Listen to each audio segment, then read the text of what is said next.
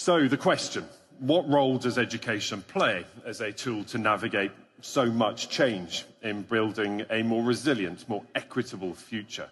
It's worth saying, of course, too, that our discussion takes place against the backdrop of significant global change.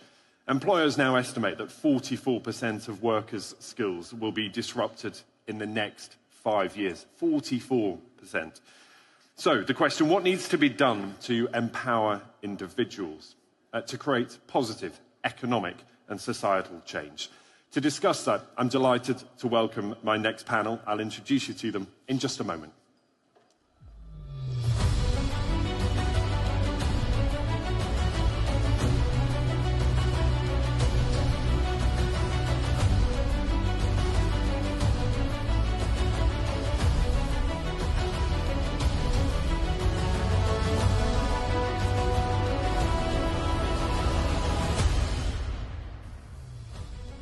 Table's the most important part of this. Welcome to my panel. Please take a seat. Come on through. Lovely to have you with us. Thank you so much. Come on in. There is so much for us to talk about, and the importance of education, as we already discussed this morning, not only in our younger years, but that element of lifelong learning, and we'll talk some more about that with our panelists. So let me introduce you to them as promised. Dr. Mohammed Al-Saggaf is next to me, the president of KFUPM. Also, Alan Goodman, the chief executive of the Institute of International Education. Dr. Santiago Iniguez, who's the president of IE University.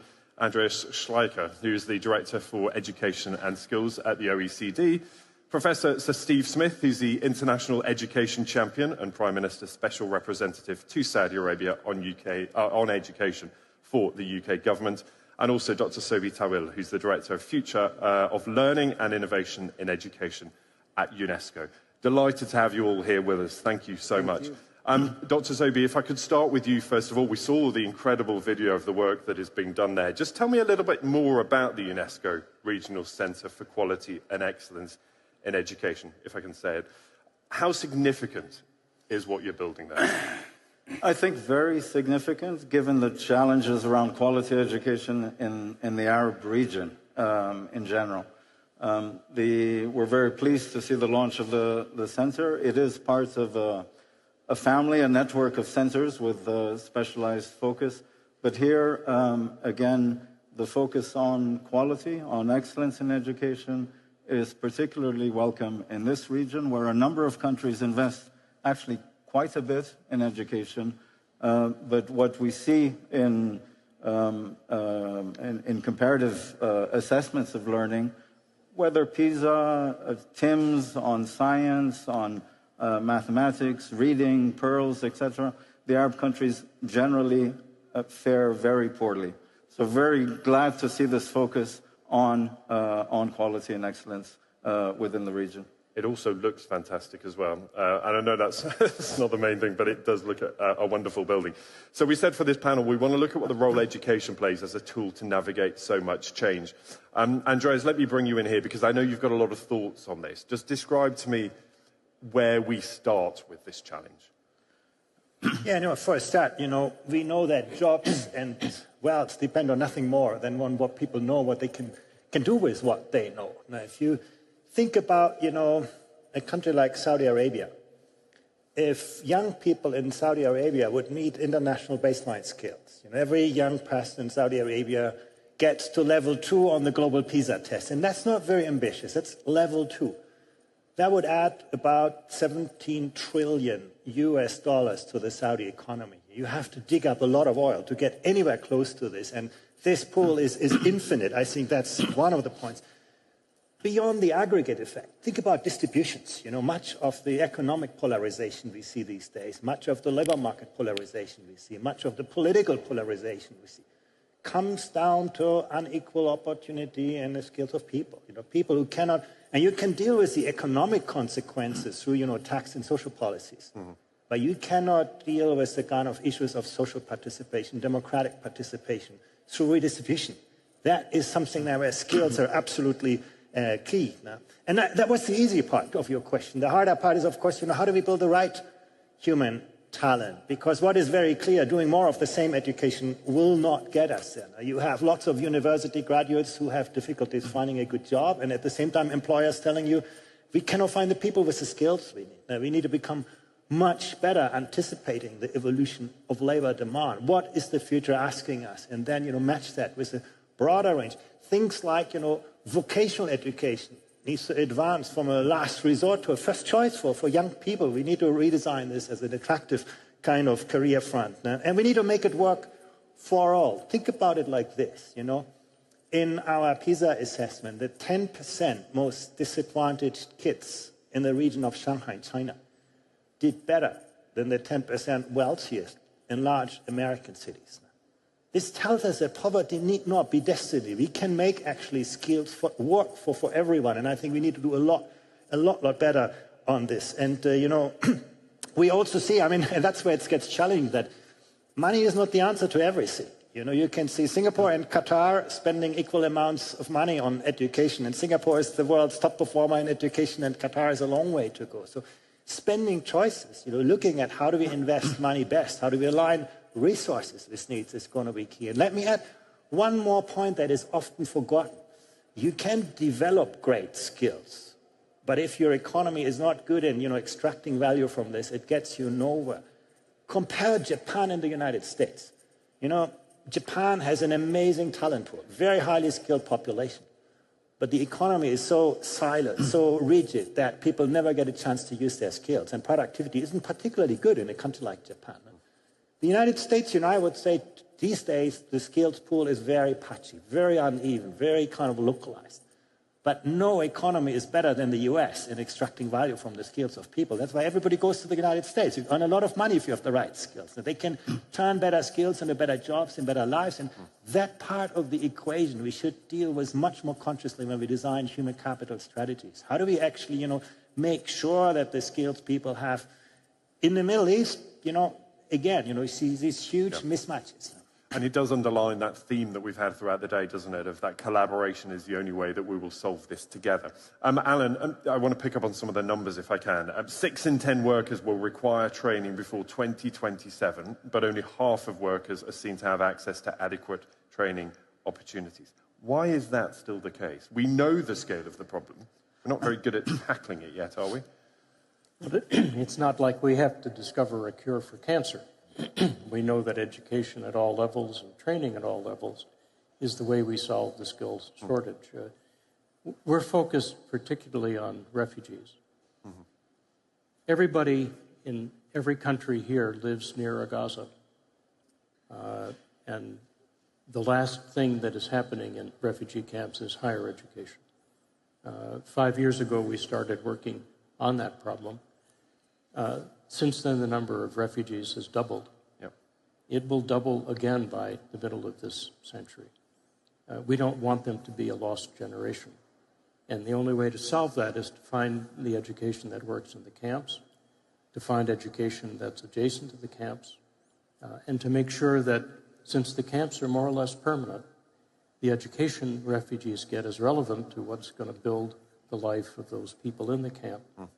And what we've discovered by working with displaced and refugee students that have been disconnected from higher education for 2, 3, 4, 5 years is when they go back to higher education, they get relevant education. They get education that will help build a camp, help build a community. And they go back to the community. And that is the way we think, and we both get the skills we need for the rest of this century, but prevent a lost generation that will be exploited by the armies of the night. Well, there are so many lessons that can be learned in parallel, aren't there, from that about where are the requirements and what are the skills that we need for them. Dr. Mohammed, let me bring you in, because in so many industries we do hear warnings, don't we, about the lack of talent availability in the pipeline. What is coming next? Are we still really bad at joining the dots of here are the jobs and the skills that are needed, and here are the people that we need to train, and we're still not very good at putting those two things together, are we? Well, yes and no. I know this is a diplomatic answer, but the truth is it varies from country to country, from institution to institution. It's just a challenge for countries around the globe. And I'll give you an example. we believe at KFUPM, for example, that when talent, as far as talent is concerned, there are 3 types of output from, and I think we heard a little bit about it, is the type whose skills are not needed in today's nor in tomorrow's economies. And there are many like this in Saudi Arabia, in the US, everywhere. Many universities are churning out graduates whose skills are a mismatch to the job market. Yeah. And then the second type is the economy maintaining output. Those are the graduates who are the engineers and the bankers and the doctors and physicians and so on, who maintain the current economy. They are the largest portion of any economy, and they are essential. And then the third type, which is relevant in today's conference, is the economy creating output. Those are the few who are going to create the futures, or the future of the economy, and create a new sectors. This is the niche of a small university like KFUPM, where we tell our students when they come in, you are not here to learn to get a job. Now, if you get into KFUPM, you are guaranteed almost a job. You are here to learn to create a job. And that talent creating output is essential to really activate economies and push them forward to be participants in the future economies. You cannot do anything with the other 2 types. The other thing that is important, I think, is the whole population has to participate in the expansion of any economy. I'll give you an example. In all humility, KFUPM has been a men-only university for the past 60 years. In the last 3 years, we worked very hard, and now KFUPM has the distinction of having the highest intake of females in engineering anywhere in the world. Anywhere in the world, 50%. And that is... Thank you. I think we have a lot of females. But it is true, you cannot win a game with half a team. Yeah. Huh? And that empowerment is essential to make the economy a vibrant economy. And the last, I think, important point is the tools that you can utilize to impart on this economy creating talent, the right mindset and skills. We say at KFUPM that AI for this generation is what mathematics was for our generation. You wouldn't be a mechanical engineer or in finance if you hadn't taken calculus and so on. And you cannot be an effective member of the workforce if you haven't fully absorbed AI and become competent in it. And this is why 3 years ago we created something called AI plus X. You first learn AI at KFUPM, and then you learn X, which is mechanical, petroleum, whatever it is. Otherwise, you are not ever going to be a competent member of the workforce for the future economies and the future sectors. So I think these 3 things are important: defining the segment, making sure it is all encompassing. By the segment, I mean the students, and ensuring that we have the right tools to train them for the sectors of the future, not just for today. And Dr. Santiago, that's the key thing, isn't it, here? It's one thing having our educational establishments prepared to teach the students and the workers of tomorrow. Is there the right mindset or an understanding amongst the student body that it's about creating a job, not just getting a job? Well, I was listening to Dr. Schleiser, who made a very interesting approach from the macro perspective, no? But I guess that education can actually be approached from 2 different perspectives, the top-down, the macro perspective, and it's crucial, as you were saying, to identify what should be invested, what are the major ratios that should be analyzed in order to assess the quality of education. But in the end, education is a one-on-one relationship between faculty, the professor, and the student. Yeah.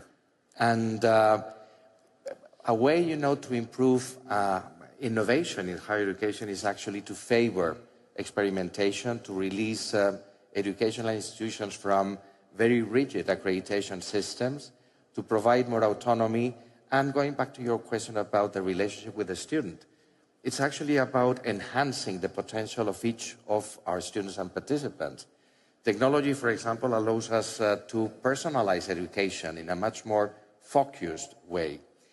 So in comparison to what happened in the past, where education was some form of standardization of knowledge, Today, using learning analytics and using all the tools that are provided by AI, you can actually assess what are the strengths of your students and actually potentiate all that potential of learning. So regarding the skills, I guess we can now address what are the needs of each of our students in a very singular way, and this applies to all the stages of education, from primary education to lifelong learning. And in fact, this is what we are doing at IE. What we are trying is actually to benefit from all the contributions of technology and try to enhance the learning process. So what I would encourage, and we realize that here in the kingdom where we have been operated now for 17 years, the transformations have been amazing. We are amazed actually at how the talent has evolved, the programs, the universities, they are much more internationally oriented now. But probably we need to release universities from many different constraints that they have so that they can innovate more, be more autonomous, and be more linked to the actual needs of the market of employers. So Steve, this very neatly gets us to you, because this is what you do. We know the UK has held a special position, hasn't it, for the quality of its education for so long, exported around the world. That's what you do. But I wonder what it is about that, and also the changing nature of what you do, given the growth of education and the skill set in so many different markets. Well, 2 points. Firstly, I mean, the UK is a very strong education system. I was a vice-chancellor of a university for 18 years. I expected to be focusing on higher education. But all the governments we work with, the really interesting thing is the extent to which it's skills. It's not just the people that go to university. It's schools that really matter. And I've done nearly 500 meetings abroad in my government role. And it's obvious, but it's worth saying, every country we meet around the world has similar issues. And it's all about what are the skills of tomorrow? Are we teaching people what they need to be taught? Will there be jobs? What are the earnings? Where should the state subsidy go in education systems? So I think all countries are on that journey, on that conveyor belt. And in Britain, we've got this nice figure that 1 in 5 jobs will be affected just by the switch to the green economy alone. So you've got in that one, let alone AI, you've got this major change. And the simple answer is most countries cannot deal with this alone. It's learning from each other, working together in partnership, and finding ways of making sure that education isn't just relevant for the future, but most importantly, that it's inclusive, that it's available across the society and not just to those that can afford the very highest quality education. Yes, and that's a really interesting point. Dr. Santiago, maybe I can ask you about this, because technology has that role, doesn't it? I'm especially thinking about things like personalised learning, AI tools and things. Does that democratise the whole process? Does it free up the education system to be beyond walls and boundaries and faculties and institutions, and it allows access, greater access than ever before? Potentially it does, although we have discovered over the different cycles of the impact of technology in education over the past 2 decades that, for example, the launch of the MOOCs didn't actually reach this universal population across the world, because what is actually needed is access to technology, to internet. What I would encourage, though, is that we prepare our faculty. The key thing here, in order to make education universally accessible, is not just to provide access to knowledge, because education is not just access to knowledge. It's not just providing, content. It's actually providing that very high-quality relationship between the faculty, the professor, and the student. So the key challenge, in my opinion, for the future is how to prepare the professors in order that they orchestrate the learning process, making the best possible use of AI. AI is a formidable tool in order to access formidable knowledge and to help students learn in a different way, much more innovative, more critical. But what we need is that the faculty actually learn how to orchestrate the whole process and become, not the last authoritative voice of knowledge, which was the past, but actually the orchestrators of the whole learning process. Yeah, and the reason I ask about some of the technology shifts is, and Alan, this is relevant for the work that you do, in that if you're doing it beyond the parameters or the boundaries of traditional institutions, what are the lessons that we can learn about how you can make sure that everybody has access to the education that they need, when there's a real danger with the students that you work with, the people that you work with, just drop out of the education system altogether, don't they? Mm. True, but this is something very similar to how we teach our population, the people, how to make out the best of social networks. Yeah. Social networks provide formidable access to many different people across the globe, and it releases lots of information, but we realize that they can also become channels for populism and for lots of fake news. Yes, yes. Yeah. So education can become a formidable platform if technologies are used in this best possible way, which is dependent very much on how the faculty use all those tools. Yeah, and Alan, that is the work that you do too, isn't it? Particularly with working with refugees. How do you make sure that they stay within an education system to provide for them beyond the traditional boundaries of university schools and colleges? When we started this special project, my mantra was everyone take one. Right. There are 25,000 universities around the world authorized to take international students. Refugees are international students. So if everyone took one, we'd begin to make a dent in the vast numbers. I've changed my mantra. Everyone take 10, because the numbers are so large. Is that happening? No. But at this meeting, I've had 5 people from universities come up to me and say, we know what you're doing, we'll take some. Here's how it will work. And I think it's going to take that to begin to make a dent in the large number of refugee students we forget about. When they get to school, whether it's through the social media, through distance learning, or on-campus learning, they tend to be your best students. They tend to know exactly why they're there. They tend to get the practical training that they need to bring back to their home community. Yeah. So it's a terrific investment. We just need to catch up in making the investment. Yes, and sometimes it does come down to money, even though we've talked about it being so much more. Andreas, I wonder too, we talked about the importance of teachers in this, and teaching the teachers to be able to teach better. How do we attract the best people to teach? Yeah, it's a really interesting question. Money is not the answer. There's actually no correlation between the teacher salaries and the attractiveness of the teaching profession. It has a lot more to do with making teaching intellectually more attractive, giving teachers, more interesting careers, and also moving, from having teachers just being instructors, which is going to be replaced by technology, to become a great coach, a great mentor, a great facilitator, a great designer of more innovative learning environments. That's the future of teaching. That's what makes teaching attractive. I think you said a really important point, that learning is not a transactional business. It's always a social and relational experience. And teachers who are really, really good at that will be the future. And that's also what's going to make the job attractive. Why do I say this? Because we have really good evidence at the OECD. We study that question regularly. We can see in countries where teachers, have interesting careers, where that social mission is front and center, not the kind of instructional mission.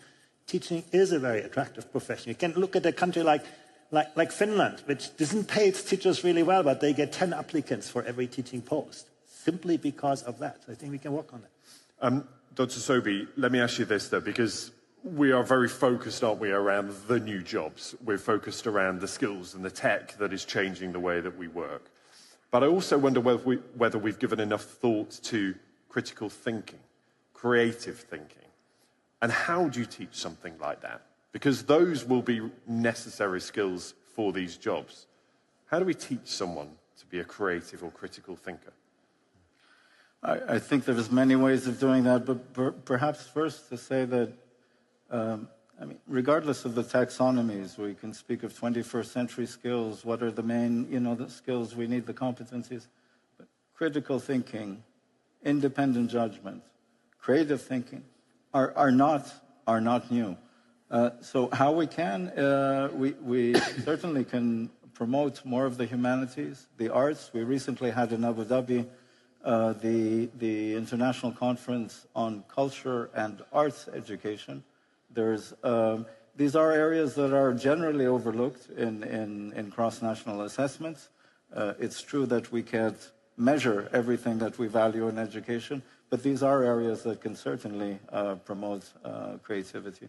And so, Steve, let me bring you in on that issue of, you know, the way we perceive what will happen in future. Do we also need to change our thinking about how we measure education? Do we need to get beyond just thinking about graduation rates and certificates and statistics and say, actually, this is a workforce prepared for the future, regardless of what these qualifications are?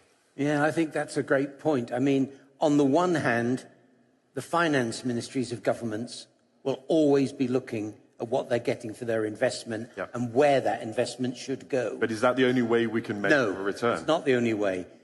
But the really interesting thing is no one group in society has the answer to that. So in the UK, lots of work going on this green skills issue. What are they like? What's needed? And the lessons we've picked up are we're not going to come to answers on that without working with employers, without working with students. And our biggest single problem is employers are excellent at telling us what they needed. They're not great at telling us what they want tomorrow. And in that situation, it's most interesting that things like critical thinking are coming in. They want graduates who are adaptable to jobs that aren't yet in existence. So our job is to work with them to achieve that outcome. And that is hard to measure, I assume. And a final thought from you, Dr. Mohammed, if we can. You know, how do you measure the success? To your point about, you know, you're teaching your students to create jobs. You can't look at the success of the university by how many people got a job when they graduated. We have to analyze really deeply what is it that we impart on the students. And I talked about economy creating and so on and so forth. But it doesn't help if you just give them the education of yesterday. This is not going to create the human capital of tomorrow.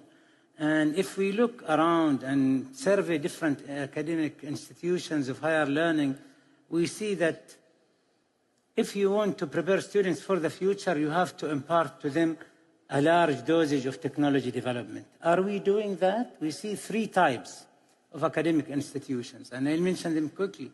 The first one is the tech-lagging institutions. These are usually large institutions that are stable, but in other ways stagnant, and they focus on teaching the skills of today to create people who are ready for today's market, and those leave a lot of opportunity behind because they don't partake in the technology development process. And the second type is the tech-following institutions, and what they call the tag-alongs. And so universities who tag along whenever any technology becomes fashionable. So nanotech was fashionable 10 years ago. Everyone was doing nanotech this, nanotech that, nanotech, graphene this, and now large language models, ChatGPT this. This is the wrong positioning for an academic institution. An academic institution, to prepare the human capital of tomorrow, has to be tech-leading or tech-leaping, has to foresee future challenges and start prescribing solutions for these challenges before the industry says. If the industry discovers something, it's too late. You have to have done that before the industry. This is what we are trying to do. We talk about hydrogen. We already graduated 3 cohorts of hydrogen mobility, 3 cohorts of quantum computing, 3 cohorts of non-metallic materials. And maybe the jobs are not immediately here. These skills, however, are the ones that are going to build the jobs of tomorrow. And I think that disparity between what you do with the students, not just what the students are, is one that we really need to think quite a bit about. So you're saying not only has the transformation, it's not happening in future, it's not happening today, it's already happened. Absolutely. So, thank you so much. Time is gone. There's so much more I wanted to talk to you about. But thank you, Dr. Mohammed, to Alan, to Dr. Santiago, Andreas, to Steve Smith, and Dr. Sobi Tawil. Thank you so much for being with us. Delighted to have you here. Thank you. Pleasure.